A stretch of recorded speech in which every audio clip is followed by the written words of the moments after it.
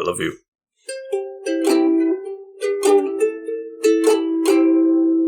Well, howdy doody, little gentlemen and little ladies and all y'all gentle folk out there.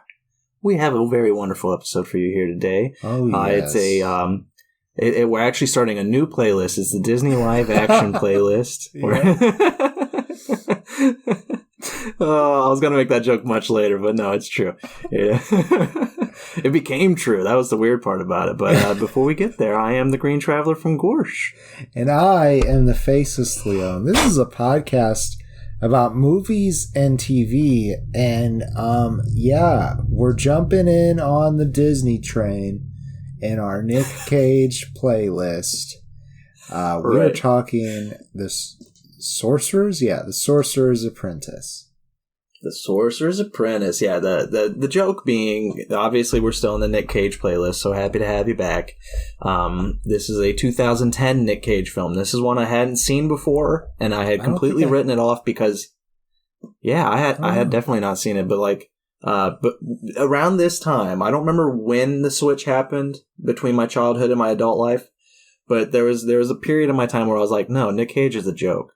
I had that period too, and I mean, I think it's still kind of half there, but it's not for me. It's not for me because I've come to actually recognize his skill, his talent. Yeah, I mean, he is a very talented fan. I said fan. He is a very talented man. Because it's like, you can make fun of him, not you specifically, but anybody out there can make fun of him. They can make fun of his work. They can say that he's, way too chaotic and crazy of an actor. But at the same time, he's literally delivering what the directors always want from him. He is always going hard on, exactly what they desire. That most often they tell him, we want crazy Cage. We want these crazy outbursts and everything. And the man fucking delivers. I've watched a lot of. I haven't been able to see the new movie, the Unbearable Weight of Massive Talent. I didn't go to see it in theaters. I was going to do it this weekend because I watched Doctor Strange early. I'll hold off my Green Traveler or my Green Ketchup review on Doctor Strange until we actually have another, a Thursday episode. I will say, for those out there who are wondering still whether they should go see Doctor Strange Into the Multiverse of Madness, it's good, but it is not like universe. It's not like the Spider-Man films or like the Avengers films or like those big Marvel films. It's like if you want just another superhero film, go ahead and go see Doctor Strange 2. But if you're wanting it to be this like huge big spectacle, you'll probably be disappointed, so just wait until it's in, on Disney Plus or something. So that's all I'll say about it. I'll hold off my actual thoughts on it until, because I'd already seen Doctor Strange on opening day, which was wild, I was like, I'm going to go see Unbearable Weight of Massive Talent, Nick Cage's new film. I was going to go see that and have that as a lead into our Nick Cage playlist. Sadly, it's already out of the theaters close to us. So that was really sad. I really wanted to see it. Yeah, they are. They only have like 1 week. It's ridiculous. Yeah, I would have thought that one would have been big in this town. I thought it would have been big, right? Yeah, something. Given the meme culture here. Yeah, it's a very big college town kind of thing. But I watched an interview though where he was talking about the performance they asked of him in this film because he's playing himself in The Unbearable Weight of Massive Talent. If you don't know, he's playing himself. Yeah, but And the fact that he was playing himself, which is like an actor's worst nightmare, he was constantly telling the director, who was a huge Nick Cage fan, he was just like, you want me to play myself? I'm not like this. Yeah. I'm not crazy chaotic. I'm not the guy they see. I'm a human being, you know that, Yeah. right? Exactly. He's just like, you do realize that when I get off work, I typically go home and have like a nice quiet day at home. Have like a beer, watch some TV, try not to watch TV cocaine. I'm in. Yeah, it's funny though, because I never thought about that. When you do think of Nick Cage, you do think the crazy performances you always see. Yeah. The bees! The bees! Oh, my surprise. But no, he's not like that in his real world. So it's recognizing that I'm more in tune with seeing him as an actual good actor. You know, I mean, again, he's always been a good actor. I just kind of thought he was a bit of a joke. But now I'm just like, no, he is actually like a really skilled, and like he has some really great movies, and it's some really joke movies. A lot of actors do. Right. This is true. He was, I mean, I feel like there's a lot of roles that he has where he was working. But to be fair, the rest of the crew feel like that they're just there to work. It's just their job. The rest of the cast, that is.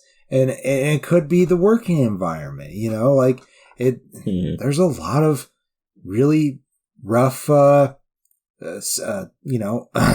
sets, movie sets. Yeah.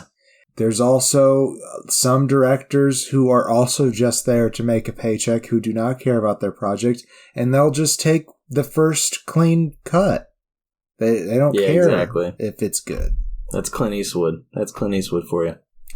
I mean, okay. I've had arguments with people recently about Clint Eastwood, and the man is he is a one-take director. He has had many actors who were like, once they finished a take, they were like, okay, all right, I'm feeling it now. I'm ready. And he's like, what do you mean you're ready? That was good. We're going on to the next one. And it's just like, wait, we're not doing that take over again? Clint, come on. Like, that was me warming up. And they're just like, no, we're moving on to the next scene. It's like, I can't stand that. I don't like Eastwood's style of directing. Has he made good movies? Sure. But yeah, but they're not all winners. I mean, we gotta be fair. Yeah. But like, when this movie came out, when The Sorcerer's Apprentice came out back in 2010, I was just about to, I hadn't graduated high school. I was still in high school. And I was starting to think, I think I was a junior. And I was starting to think, this man's not for me anymore. I'm not going to go out and see this movie because it's going to flop hard. And having watched it now, one, I didn't realize the cast that was in this. There is a great cast involved. Yeah, there is. Like, surprisingly so. Like, but then also, like, again, it got mixed reviews. Not a lot of people liked it, but having watched it, I was like, you know what? This is actually kind of fun. Like, yeah, I was really expecting a bummer as well. And then I was like, you know what? Disney went for it in this movie. And, so it didn't take off. But it was still a good movie. Like, it kind of reminded me of Great Mouse Detective a little bit, because, like, that was a fun movie. Oh, maybe I'm thinking of a different one that did not do well at the box office. Black Cauldron, maybe? Maybe the Black Cauldron. It was one of the dark ones. And I am thinking of the Black Cauldron, because, for one, that does not feel like a Disney movie. This feels more like a Disney movie than that movie does. Well, I mean, surprisingly, it took a while to feel like a Disney movie. Was this directed by Bruckheimer? No. Okay, it's not. Yes, no. It was. It was produced. Sorry, it was produced by Bruckheimer. It was directed by John Turteltaub, who did the fucking National Treasure movies. That's hilarious. I didn't even realize that. And I'm guessing this is where they pulled Cage from for that too, or maybe they got him on some kind of like 6-year contract or something like that. Probably more like a 4 movie contract. It's like, hey, will you do 4 movies for Disney? And it's like, sure. Yeah, sure. Yeah. Excuse me. But it has that Bruckheimer feel. It does feel like a very. I mean, it's not to the level of the Pirates films. No, don't get me wrong, but it has that energy, that level of like, we're not wasting time. We're telling a fucking story here. Let's get to it. Let's get to it. Except for we're going to wait for 10 years. So. And we're also going to wait for 1,000 years. Yeah. I mean, no, sorry, not 1,000. No, it was 1,000. Yeah. Cause they were way back in, King Arthur days when the movie starts out. We'll say that was around the year 1000. Why not? It was, I guess, probably before. It was supposedly mythical time pocket that exists between the time that the Romans were in the British Isles, and the rest of history. Right. That's when this movie starts. It starts off with, I think it's voiceover. I can't remember. Maybe it was just an intro scene. But you have Merlin. You have magic is real. Damn it, magic is real. I think there was narration. And you have Merlin, Sorcerer Supreme. Yeah, I think it was narration. It was very. I can't remember though. But you had Merlin. He is Sorcerer Supreme. They don't call him that. And they have Tilda Swinton in the background, his apprentice. Was it Tilda? No. Oh, okay. I was just joking. I was continuing a Doctor Strange joke. oh, gotcha. I see what you're saying. She wasn't an apprentice in Doctor Strange. She was a master. Yes, I understand, but I was saying they are Merlin's apprentice, but we're past that. Gotcha. Well, Merlin does have apprentices in this, though. He's got 3. Yes. He's got Balthazar, who I think is Cage, right? Yes, that is. Yeah, Balthazar, who is hilariously... Okay, like... Here's the joke. The joke I made earlier was that it was a live-action remake. Right. And it's because way back in the Fantasia days, there's that short... in the movie Fantasia, that is, there's that short segment called The Sorcerer's Apprentice, where Mickey brings the brooms to life and cleans I forget what was the wizard's piece name? Of music. Yin Sid. Disney backward, that's right. He cleans Yin Sid's place. And I thought when I was going into this, I was like, this is going to be a sorcerer. Like, I'll make this joke and I'll seem funny. Ha. No, there's literally a scene where the main character in Sorcerer's Apprentice, the movie, brings brooms to life to clean up his lab.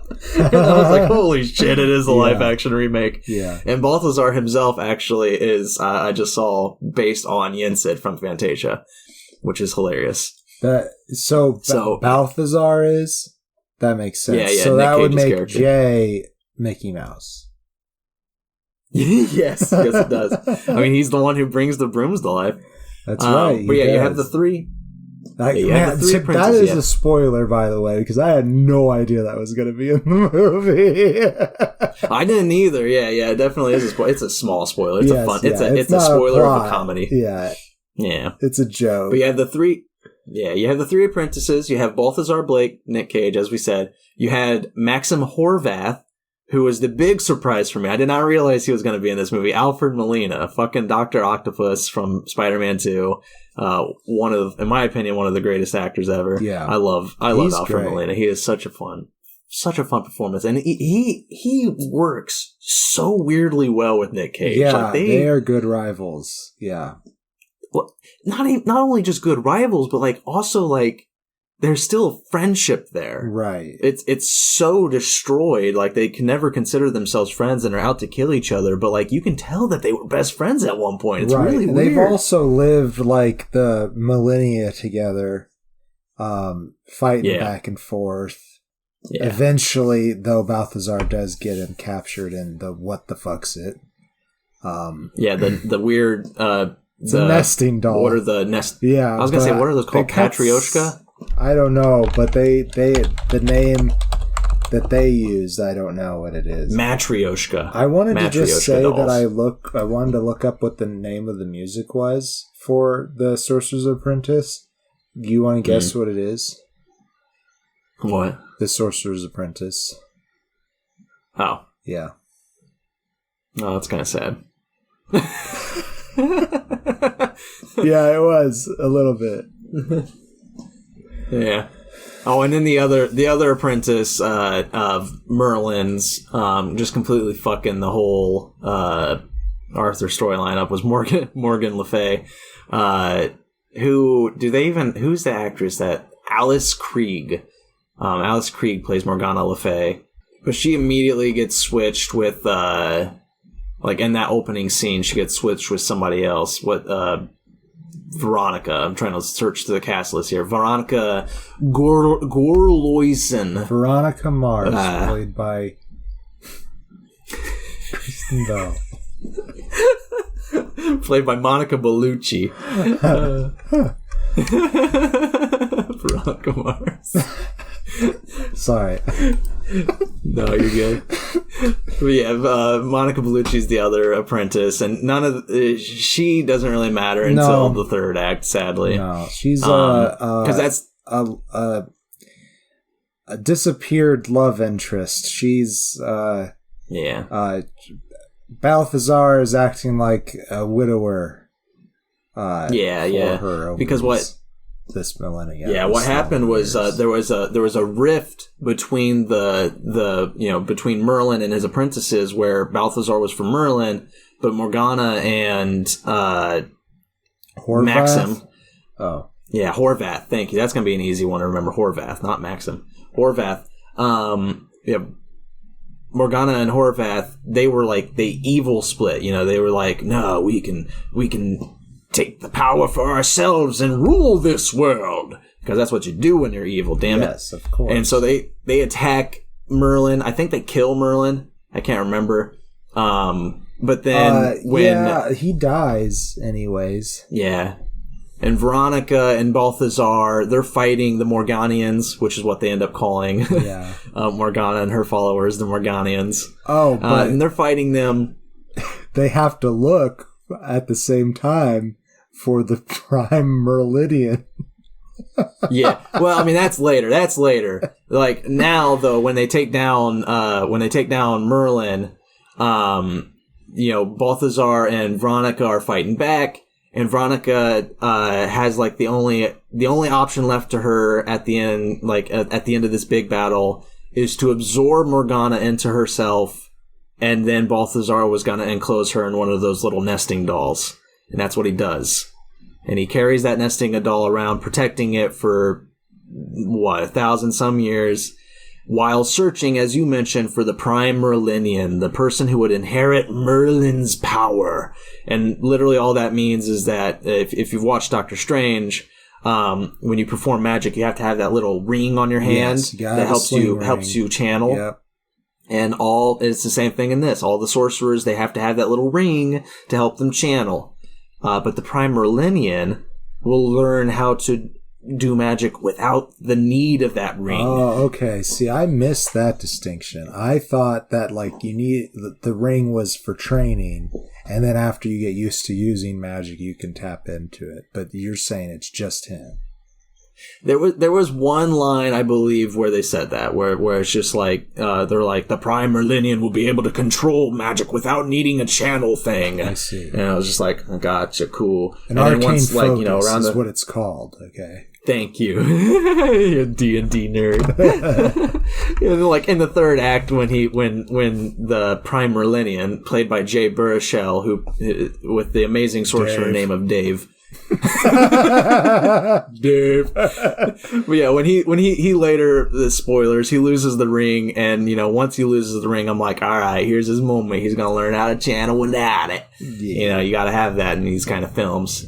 But yeah, they jump forward 1,000 years to Dave, who, as a very young boy, enters Balthazar's magic shop. Yeah. Accidentally unleashes. What you gonna do when you're a 1,000-year-old sorcerer, and the modern age happens? I mean, yeah, you gotta hide in plain sight. That's what you do. That's what you do.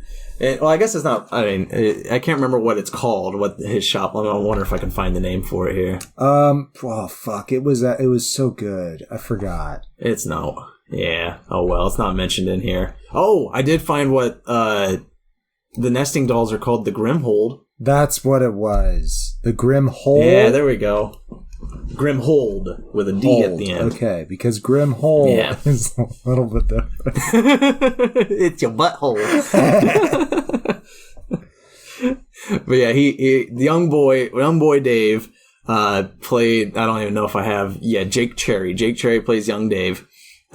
He goes into Balthazar's shop. Balthazar's acting weird and just like, ooh, this kid's found me. He's like, well, lo and behold, the prime Merlinian walks into my fucking shop. That's amazing. And he's like, I'm going to give you your first spell. He's like, I'm going to go get the little book. I'm going to give that to you.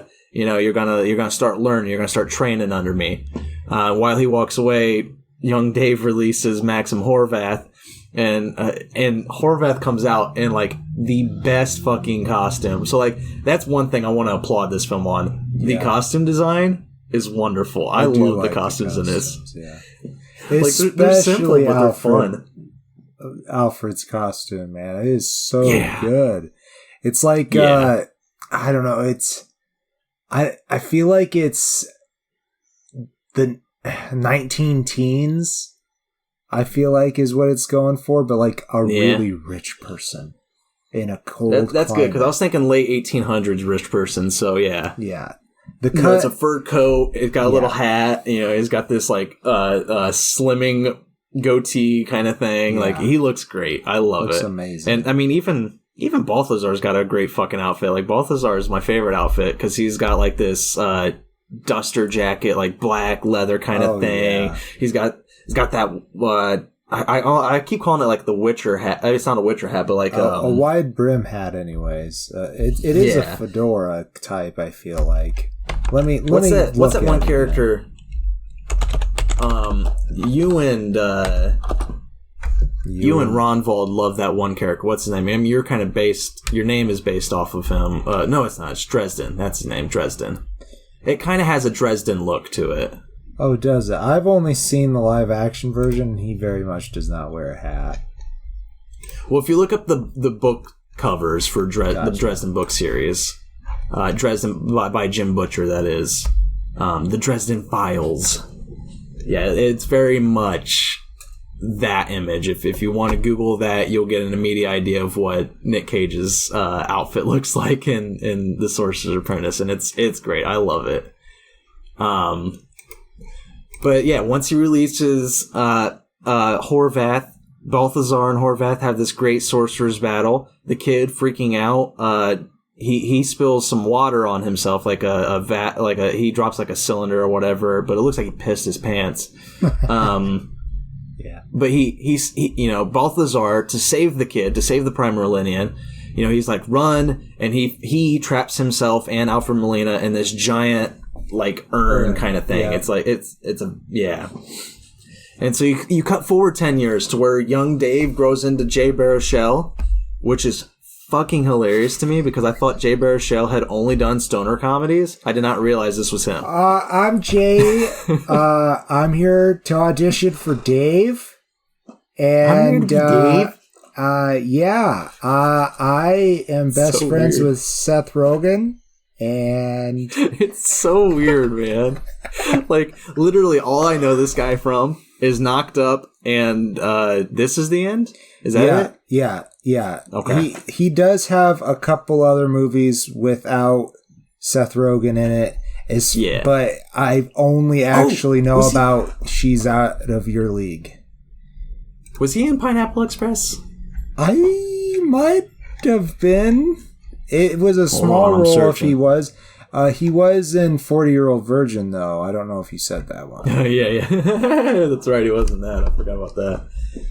Oh, he's the voice of Hiccup in How to Train Your Dragon. I didn't know that. Oh, that makes sense. That does make sense. Hear it, he's good for a voice actor for that. Yeah, for sure. Oh, I do love you, Jay. I'm sorry if my impersonation of you made it seem otherwise. He's such a he is a good he has good comedic delivery for especially for stoner comedies. He's got this like anxious humor about him, and I think that makes it so that I admire it even more. Yeah, he's also very self-deprecating, especially in this film. Yeah. Like Dave is constantly like, why would this hot girl played by Teresa Palmer, Becky. And he's like, why would Becky like me? Because, she's this beautiful woman and I'm just this nerdy science guy. I've known her. No confidence in himself. I've known her since I was 12 and now she's a student in my class because I'm a super smart physics wizard before I became a real wizard. Right. And after having that pissing his pants and running out of the magic shop thing, I mean, he didn't actually piss his pants, but everybody thought he did. Yeah. And they made fun of him very hardcore. And, he was like, he had like a breakdown as a kid. Yeah. Because, he saw magic. He saw these two people having a literal sorcerer's battle right in front of him, and nobody believed him. I mean, why would you? Why would you believe this young boy? Believe him. Fuck that kid. No, so it really kind of fucked his life up. But now he's in college. Now he's I think he's in physics. I can't remember what he's doing. Physics, right? Like, it seems like he is teaching. I don't think he's a professor, but I think he's a grad student already. He's very advanced for his age. I mean, he's building his own fucking Tesla coils. His whole lab is set up to do the like Tesla coil experiments. And, you know, that's when he meets Becky, you know, they start kind of brewing a little bit of, you know, she's, you know, Becky is, like most women, not just attracted by, you know, if you're a cool guy, you know, if you're a frat guy. Yeah. No, she's actually attracted to people who are people. and when Jay's bumbling and being kind of awkward, you know, she's just like, oh, this guy is so he's kind of cute. Right. And, you know, he's bumbling and weird. And, you know, she's they don't go on a date, right? He walks her to the radio station, I think. After that class, where she works. She works at the radio station. It might have been directly after, or they bumped into each other again. I don't know. Yeah, something. Yeah, but he listens to her music, and because she's like the DJ, and so he listens to the radio when he's working on his Tesla coils, and he's just like, it kind of connects for him. He's just like, oh, you know, I have this huge crush on this girl, and you know, I'm listening to this music I never listened to because I'm so focused on my physics, my work. And then he kind of compares those, and it helps him, you know, kind of move beyond his own hurdles. The only problem is Balthazar comes back into his life because after 10 years of being stuck in the urn, the soul that is trapped in there is released. Yep. And it's a hilarious scene because the urn was in somebody's house. Somebody had bought the urn, and the thing releases, and the owners of the urn are just like looking at Balthazar and Horvath when they come out. It was just Horvath. This might be just Horvath first. Yeah. And he's like, first? And they're like, what? And he's like, the wife just faints. Yes, that's right. The wife just faints immediately, and the dad's just like, whoa. I say dad and wife, that's weird. But yeah, there wasn't any children, as I recall. No, it was just husband and wife. It was probably a Freudian thing. Don't look into it, everybody. I'm sorry. But but then Balthazar comes out, immediately goes to find the Prime Merlinian, Dave. Dave. And he starts to train Dave. He starts to be like, no, this shit's gonna happen. Balthazar's gonna try to release Morgana Le Fay. You have to learn how to be just yeah, sorry. Yeah, you're right. But Balthazar's like, you have to, you know, learn sorcery so that we can stop this. And you know, from there it just becomes a hilarious kind of like back and forth between Dave trying to learn sorcery, but at the same time trying to be Dave, trying to have this romantic life that he has just entered into. He's like, no, I finally got the girl. I want to explore this. I want to be in love. And Balthazar, who trapped his love in the Grimhold, in the nesting doll, because she had absorbed the ultimate evil. You know, he was just like, you know what? I can't stop this kid from loving, even though he kind of wants to. Even though he's like, love is a distraction. You can't do this. Right. Yeah. But so he that's didn't want the to turn story. him It goes into from a there. Morganian. You know. Exactly. And that's how you get Morganian. And just like Drake Stone, played by Toby Kebbell. Yes. He is a street performing magician who uses some real magic to enhance his performance. And when Horvath gets released, he goes out and finds him, and he's like, what the fuck, man? You are a disgrace. A disgrace to the name of Morgan Le Fay. And he's like, listen, dude, I had a teacher for 1 year, and then he died. Yeah. I'm doing the best I can. There's other Morganians, too, and, like, you don't really get any interaction with them. Like, they only show 2 others, and it's only when Alfred Molina, like, absorbs their power. So it's like, you get that feeling that, yes, while this tradition is still alive, while there are still Morganians out there, like, as you said, like, as Drake Stone is, they don't really know what they're doing anymore. The magic's kind of lost. Right. And so it's, you know, it's kind of, I like the little backstories and build-ups and everything, but I mean, that is really just the story. I won't spoil what happens after, you know, what we just laid out. there is one other character I would like to mention from the Grimhold, and that's Sun Luk. And he is I would guess Chinese sorcerer played by Gregory Wu. And there's some cool mix with they use some martial arts stylings to make his character's magic different, and I really appreciated it. That scene was a lot of fun, especially when they involve they're in like a Chinatown type area, and there's a festival going on, and he possesses the dragon that has like 60 people under it. It's a great scene. I think that's probably the best scene. My favorite scene was that. It was really fun, and like I was honestly surprised by the CGI in this. Yeah, like I was expecting some pretty crappy CGI, but it's really passable. It's pretty good. Yeah, it's pretty good. I mean, Disney did pay $4 billion to buy Star Wars, so I mean, if anybody has the money, it's Disney to throw. True, but I'm looking right now. The budget of this was just $150 million, which I know that sounds ridiculous to some people. Like, Jesus, $150 million. That's like, sticks and stones to a fucking movie. Yeah, like I mean, so for a big company movie, that's not that much, especially when it is effects heavy. But if you think about it, a lot of what they did was lightning bolts. They had the little plasma blasts. Yeah, and like swirling smoke and stuff like that. That's mostly what they used. Some fire. But the blending, whoever did the animation did a really good job of blending it with the real world. Yeah. And that's not easy to do, especially the farther back in its inception you go. Beside the one clear objection to the rule is Jurassic Park, because they nailed it in one. What can you say? Right. Right. No, I don't know. Like I mean, when it comes to this film, like I really kind of like I enjoyed the actors having fun.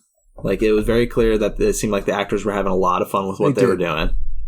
Yeah, the chemistry was pretty decent from everybody. Like even Jay Baruchel, like I kind of thought that he would probably be like a little undertone in comparison to like Nick Cage and Alfred Molina. No, he works really well with them. No, you get a really good like I'm the student kind of vibe, and like I don't know, I guess I'm going into closing statements, even though it's fine.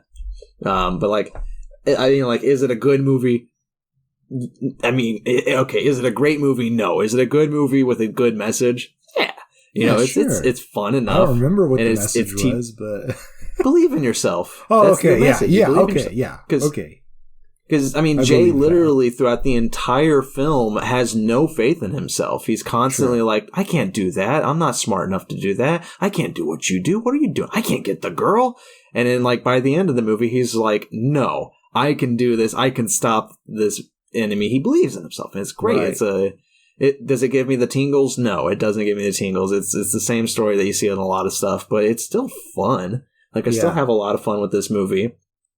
It's also narrated by Ian McShane, and I love his voice. Like Ian McShane is great. He's Odin in American Gods TV show. He's John. Have you seen John Wick? No. Oh my god, he's in John Wick 2.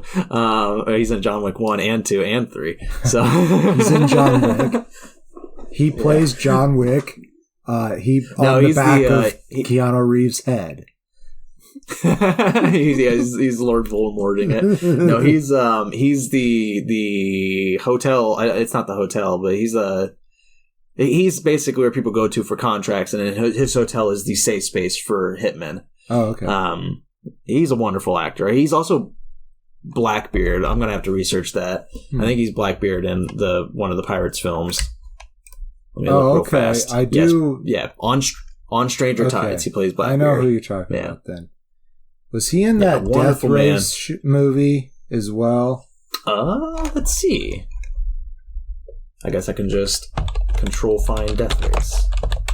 Yes, he is in Death Race. Also, it's a show. It's a TV show Western. And I'm not going to remember. Fuck. Well, secret review of this actor. Deadwood. Yep, that's it. Yep. Okay, I know who you're talking about. Yes, he is in Deadwood. Yep. Yeah, he's wonderful. He's good voicing over. I guess to just like wrap on the closing statement here, like it has some really goofy moments, and like again, I'm not gonna say it's a great movie, but like I still give it 2.5, and I do recommend it. Like especially if you just kind of want to have like a silly fun film with the kids, like I bet kids can enjoy this. It'd be fun. So 100%. Yeah, I mean they have a kid who grows up into an adult. So, I think they'll identify with that, and maybe they'll learn about how life works just in the first 10 minutes of the film. Right. So, I'm going to give this movie a face. I had fun watching it. I have to say, the one thing that I am upset about this movie is that it didn't do better, because I think it's underrated.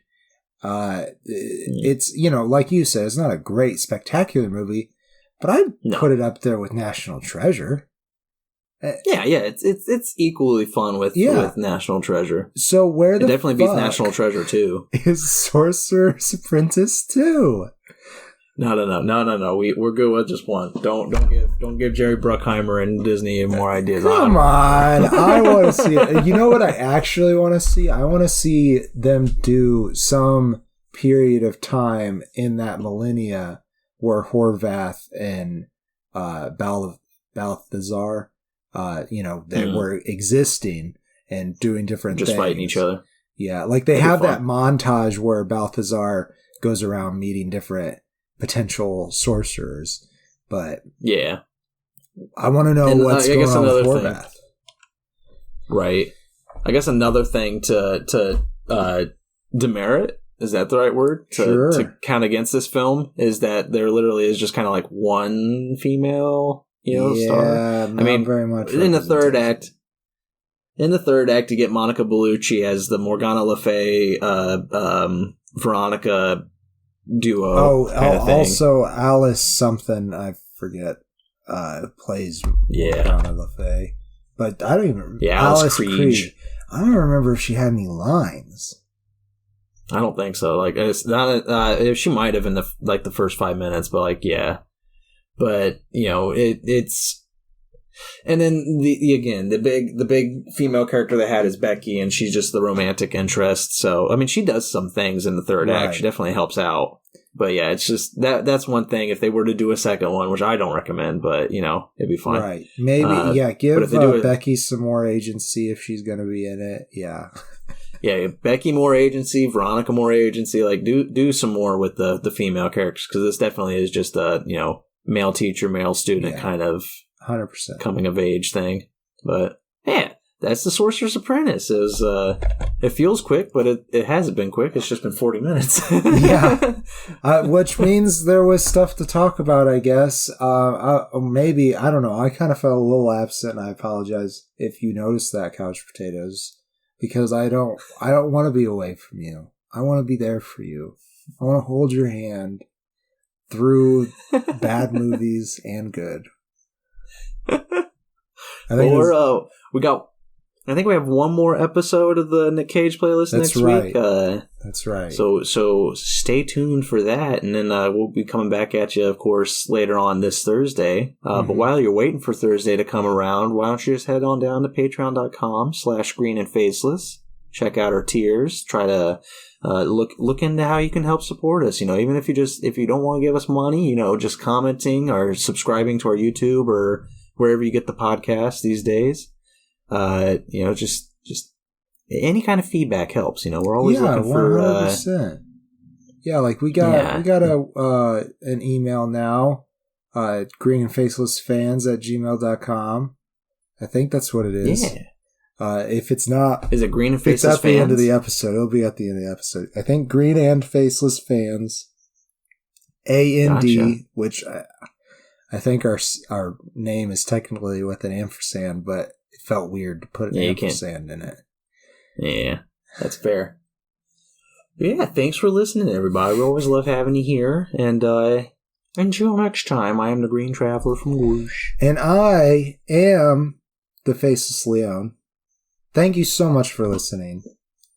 Safe travels. And good night. That was a really long one. The pause, that is. Good night. Green and Faceless on the Couch is a proud production of FictionWorks 19. Are you a fan of the show? Feel free to contact us at greenandfacelessfans@gmail.com or visit our Patreon page at patreon.com/greenandfaceless. Don't forget to comment, like, and subscribe, or rate us on Apple Podcasts. Thank you so much for listening.